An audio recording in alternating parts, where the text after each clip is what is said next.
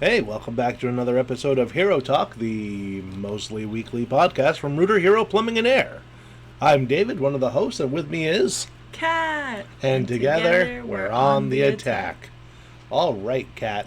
I guess I wasn't so ready because that terrified me. Just thought I'd level it up a notch. Just jump right into it? Just jump right in. What are we going to be talking about today? But we'll discuss what we're going to talk about. Then we'll go into, how have you been? Okay. That kind of thing, so I can mine it for content. Well, today we're going to be talking about learning from customer complaints. But other than that, how are you doing? I'm doing great. I'm doing great. Fantastic. Yeah, it was your 21st birthday. Yeah, times 2. Oh. Okay. Yeah. How was that? Yeah. Did you do anything fun? I trained some new hires here. Oh, okay. Then I went home. And then I took a nap. And by nap, I mean I fell asleep at like 6. And I woke up at 4. So you just went to sleep? Yeah. I mean... It was great. That sounds like fun. If you're sleep deprived. The night before, I had like 2.5 hours. Oh, so it was much needed. Yeah, I guess. Did you do anything like on the weekend to celebrate, or? No. So you don't like birthdays? You don't Well, here's the thing. Once you get to a certain age... No, you always gotta celebrate your birthday. Yeah, I ordered some stuff off Amazon. Okay. So, that was my celebration, buying myself something. Fair enough. But once you get to a certain age, maybe it's me, maybe it's most males, I don't know. You stop caring. And then you focus that energy that you would have spent on yourself on your loved ones when their birthdays come up. It's true. Yep. I feel like it's different for you because you have kids. So you Possibly. probably go all out for their birthdays, or? Yeah. And I'm like, yeah. All right. I have a card there, apparently. Yeah. Magda It's from dropped Magda. it off. I haven't opened it. In fact, until I glanced right over there, I kind of forgot that she put it there. It is what it is, What are you going to do? Cry about it? You're going to cry about it, Magda? She's not going to listen to this. Oh. So, but, yeah, my birthday was good. Lots of sleep. Lots of Amazon orders? Yeah. And I can't remember for my birthday meal when I got home if I had a frozen pizza or peanut butter and jelly. I know it was one of those. Those are both great options. Yeah.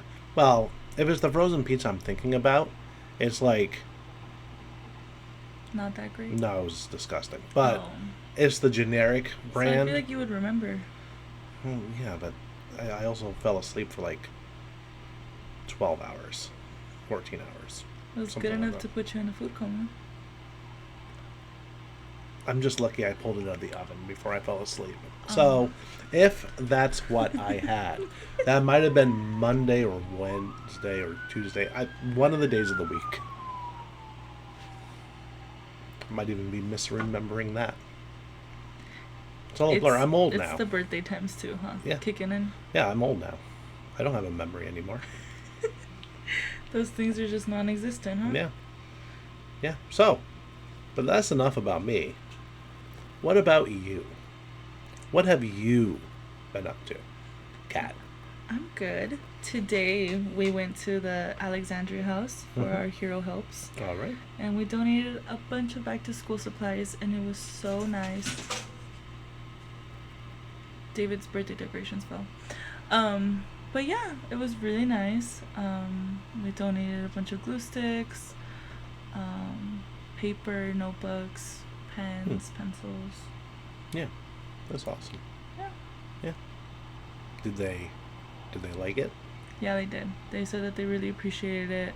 Was it the best donation they ever got? Yeah, it was. It was. I'll just say it was. It was heroic. Heroific? Heroific. Heroific. I like it. Yeah. I'll add that as a hashtag. Do it up. So thank you to our Hero Helps team and anybody who participated in that. Yeah. They really liked the backpacks. Good. They Good. donated some backpacks. I think those were from the last time we did this. Mm-hmm. But they said that they will be put to use. So that's good. Good. But yeah. Yeah. You want to dive right into it? Let's dive right in. All right, David. So, learning from customer complaints. Okay. I know you said you could talk about this for hours. Oh, yeah. Do you want to go first? You can go first. I can go first? All right. The first one.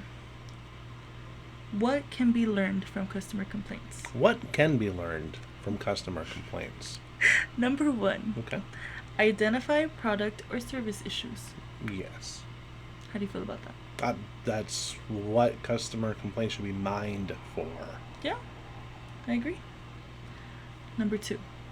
Gauge customer satisfaction. Yep. So. All right. Number 3. Uncover patterns and trends. This one I think is really important because there might be things that you didn't even know were going on. Yeah. And it can be a pattern or a trend, and sometimes you need to put stops to these things. 100%. So, yeah. Number 4 is enhanced communication. That could be either between us and the client, or between employees that need to get from one step to the other. Mm-hmm. So just increase or enhance communication.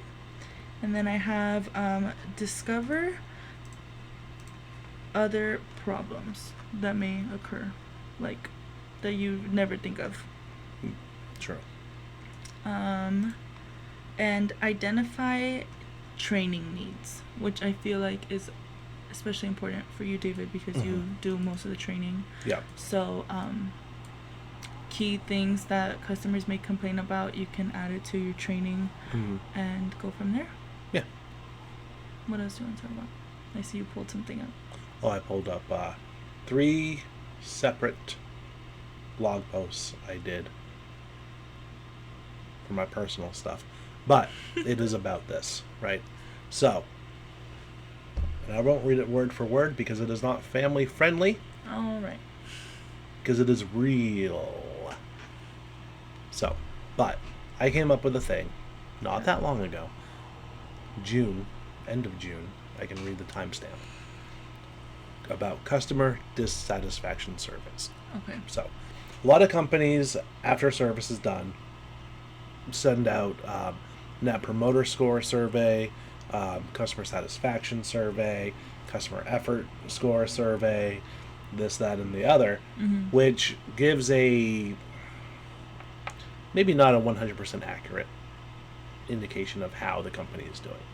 So for Net Promoter Score, the question is, on a scale of 0 to 10, how likely would you be to, recommend our service to friends and family, right? If they score anything between a 1 and a 6, that's a negative. If it's like a 7 or 8, that's a positive, or not a positive, but a neutral. And then 9 and 10 are positive. Positives. Right? Which, good indication of. The thing is, it's such a low bar that anything over 0 is good. Oh. So, because of the way you do the math. Customer effort score is usually based on a 5-point system of how easy it was to do business with the company, right? That one's the one that you can tell if you're going to have repeat customers if it scores high on customer effort, which means there's no effort. So, and then customer satisfaction, exactly what it sounds like. Right? Those are all good. They all have their place and stuff, but they're easily tossed aside, right? Nobody really pays attention to them, other than if they're really high, they're like, hey, we have a big NPS, we're great. And they pay attention to the 9s and 10s and the positive scores. They don't really go back and look at the negatives, and right? That's like what you learn from, because you learn from your mistakes. Yeah. So now I came up with 3 separate surveys, but I'm going to only do one. Okay. All right. So the one that I want to go over is the dissatisfaction index, or the Okay. DI. This metric measures the discontent bubbling beneath the surface. It's about exposing the flaws, the frustrations, and the injustices that customers endure. We'll use the DI to rally the masses and demand the change they deserve. So, Okay. so it's about the flaws and everything, and it's basically, these are some example questions that could be used on the survey. Right? On a scale of 1 to 10, how frustrated do you feel when interacting with our company, product, or service? How frustrated. Yeah. What are the top 3 aspects of our business that you find most frustrating or dissatisfying? Have you experienced any issues or challenges that were not adequately resolved by our customer support team? How likely are you to recommend our company, product, service to others considering the frustrations you've encountered? And what improvements or changes would you suggest to address the areas that cause dissatisfaction? Wow. So, using that data, if you choose to enact it, and it will take, I don't know how to phrase it. It'll take courage. It'll take everything in you. Yes. Too. Yes. I think everybody knows what I was about to say, but that's okay. I didn't say it. Family friendly. To enact the survey, because it is a hard survey. Yeah. It is hard to ask these questions, right? But it's going to give you a lot more information than, hey, what did you like about us? True. Well, you're dissatisfied? That sucks. Here's your money back. That kind of thing. Yeah. So, and then, yeah. That was So, a good survey. yeah. Have I you thought so. ever asked anyone those questions about our company? No. Mostly because that's not my call. True. Although I really, really like to. And that's not being like, hey, we deserved it, or, we want to know that, which we should want to, but Yeah, of course. yeah. But like the same thing can be done with, 1-star reviews, 2-star reviews, right? Mm-hmm. Those should be considered a gold mine Yeah. of customer feedback and where you're messing up at. So it's really weird that a lot of companies want to bury them, or ignore them. Hopefully they'll go away. Yeah. Stuff like that. Or throw money at them to change the review. Things like that, where they are the number one indicator of how your company is doing. Like, yeah, there are some that are unjustified, right? They're the ones that are just mad, or they're from competitors or ex-employees that feel that now that they're working at a competitor that they should trash. Which, yeah, Yeah. is what it is, I guess. But taking those, finding out the reason why, and then fixing what happened. That's the main thing, is that Yeah. you actually have to fix it. Yeah. And there's stats out there that are incredibly scary about that. It's like only 4% of customers who have a complaint will actually complain. The other 96% of the people with the complaints, they'll just never use you again. Yeah. And but they'll also do like bad word of mouth. Like, Yeah. oh, don't use this company. Exactly. This, and that. Exactly. And it's just negative Yep. effects. Those 4% of those people that actually make the complaint, those are your most valuable customer. It's crazy. It's crazy that, and whenever one of those people calls in, it's like it's a burden. It's like it's a pain in the butt to deal with them. Where, no, they're giving you an opportunity to fix what happened. And if you don't take that opportunity, if you brush them aside or be like, okay, here's all your money back, I'm sorry, well, then it was a wasted opportunity. Yeah. You're not going to learn what's going on. So. And likely, if it happened to one person, it might happen to somebody else. It's going to. latest stats on this, and this is kind of an average, right? So it's not 100%, like 100% accurate for your business or even industry, but it's an average across all industries. If one person has a complaint, there is at least 26 others who had the same exact complaint. We just didn't say anything. Yeah. So. Yeah. And once you find out what those complaints are, you can, to steal from James Dawkins, that's okay. You stole one of my LinkedIn posts. I'm kidding, James. You still owe me a beer. But you have to fix the experience in the experience. You can't wait for the complaint. Yeah. You should be monitoring everything that goes on from the time the customer starts their journey all the way to the finish line. Mm-hmm. And then make sure that it is a positive experience and it follows the peak end rule and goes off to the end, and then they're given those positive surveys, they're given those positive reviews, and you were there the entire process, I don't know, but process, yeah, whatever it is, caffeine overload, but that's where you should be. There should be at least one person just monitoring that from start to finish. As they say, from soup to nuts. I've never heard that. It's a real phrase. I have to look into it. Yeah, when I was at CCW in Vegas, that was the topic I was assigned to. I forgot what the topic was, but the subtitle was From Soup to Nuts. So I had to look it up because I had never heard it. The more you know. Yeah, it's basically just from beginning to end. So I guess maybe some cuisines or things have like a soup starter and then a nut finish. I don't know.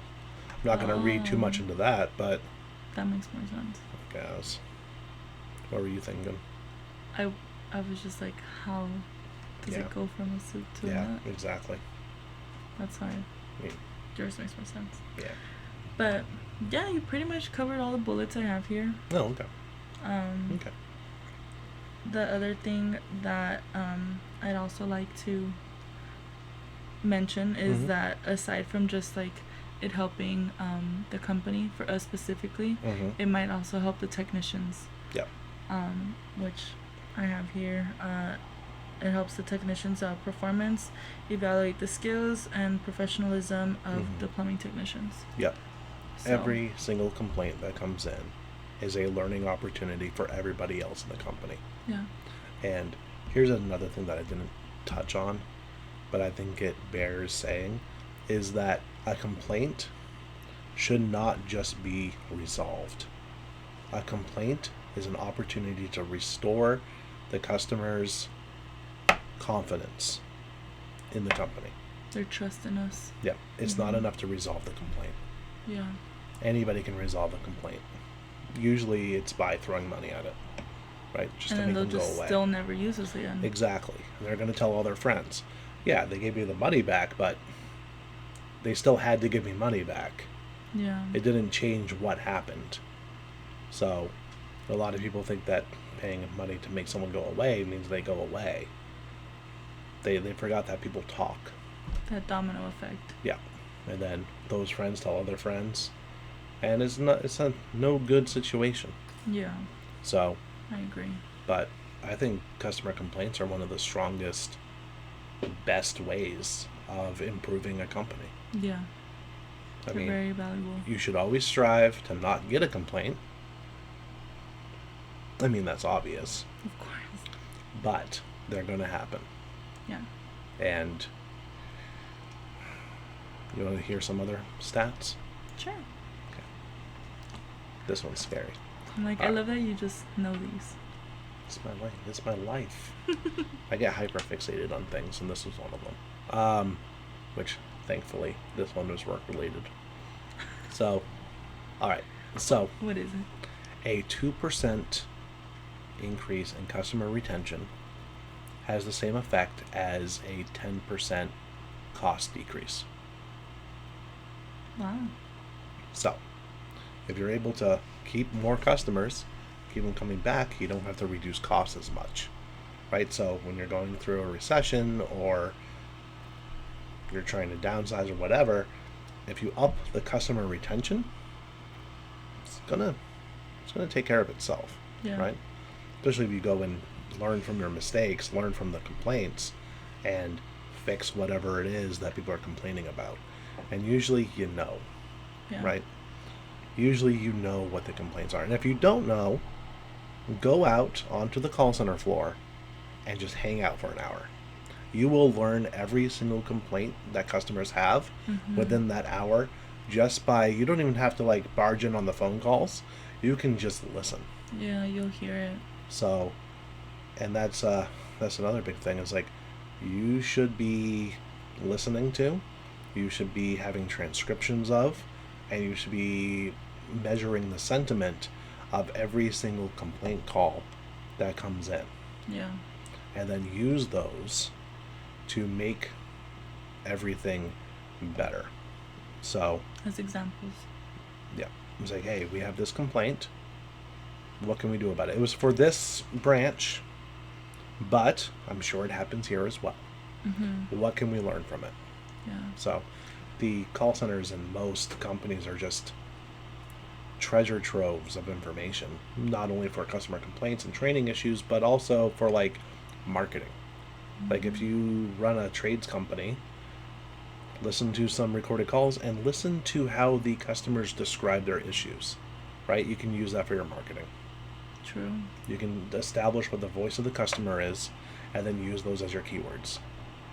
Yeah. So, because Especially, that's, yeah, that's what they'll search up. Exactly. Because those are the words that they use. exactly.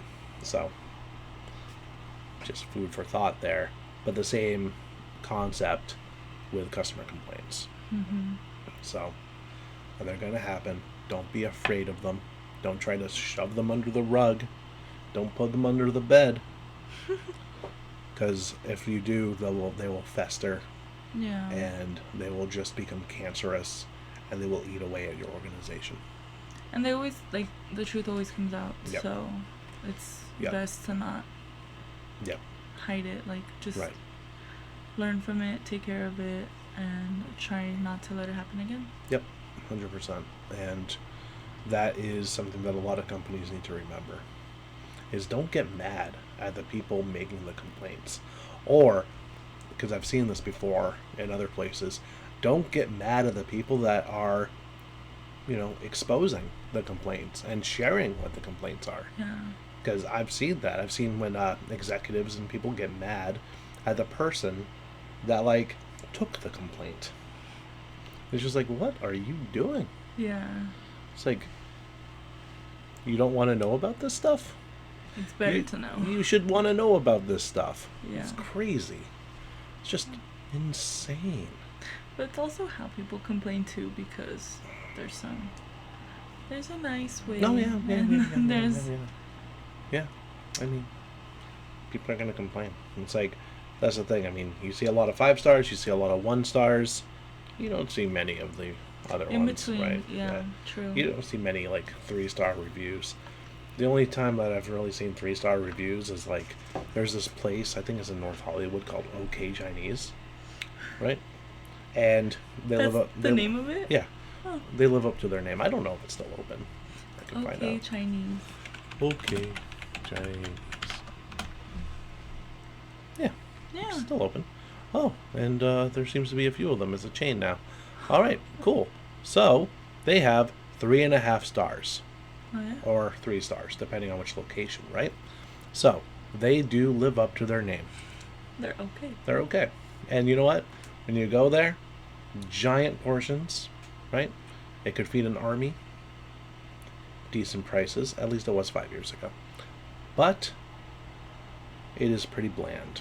No, yeah, like price range under $10. Yep. It's pretty good. So it's just flavor-wise, it's okay. It's okay. They live up to their name. Okay, Chinese. Yeah, that must be a newer one. So, but yeah, no, and that's the only real 3 stars that I've seen. Was when they're just okay. Yeah, and who wants to be just okay? Yeah. I guess okay Chinese food, but I wonder if they knew that. I hope That's so. like what it stood for. I hope so, because that's my sense of humor. It's like, hey, how is the food? It's okay. Okay. We got our name. Okay, Chinese. Yeah. Yeah. I would call a mediocre restaurant okay That's funny. if I had one. And suddenly you're gonna open a restaurant? I don't know how, but how hard can it be? Would you name it Okay Coffee? You can open a cafe. Mediocre. Mocha. Meet mocha. So it's mediocre mocha. Yeah. Trademark that. Yeah. Yeah. I don't really like mocha. But it's a type Yeah, I of know. coffee. People like it. People get it. Yeah. It's been a long time since I've seen someone order that, but then again, I don't really pay attention to what people order. I ordered a mocha frappuccino. Starbucks. Oh, yeah, that's different. It's like a milkshake. I'm a sweet coffee person. Yeah, I know. Not 6 caramel. And that's okay. When I worked at Dunkin' Donuts back in the day, there were people that would get that and then put sugar in it too.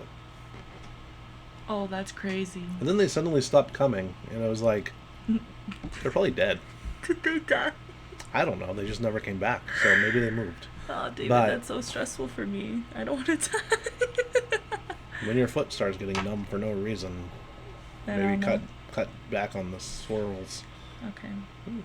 It is what it is. Well, the next time we talked about it, the next time I get coffee, I'll get. Did we say 5 swirls or 4? 5, so you can 5. cut back Okay. a little bit. One step at a time. It's like Oh. waking up earlier. You don't want to wake up earlier all at once. 15 minutes earlier. Okay. And then 15 minutes again. I'll minus a swirl next time. All right. Next time I bring us coffee. Okay. All right. Okay. You want to talk about the fee? Yeah. Yeah, I guess. So there is a fee for this show. We charge you for this. Yeah, this isn't free. I'm just kidding. Could you imagine if it was free?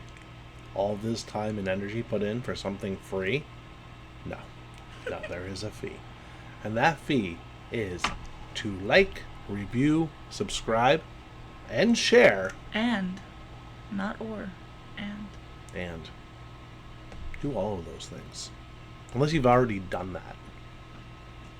And then you can't do it again, other than sharing, right? True. So, share the show so we can make the show grow. Yeah. Yeah. All right.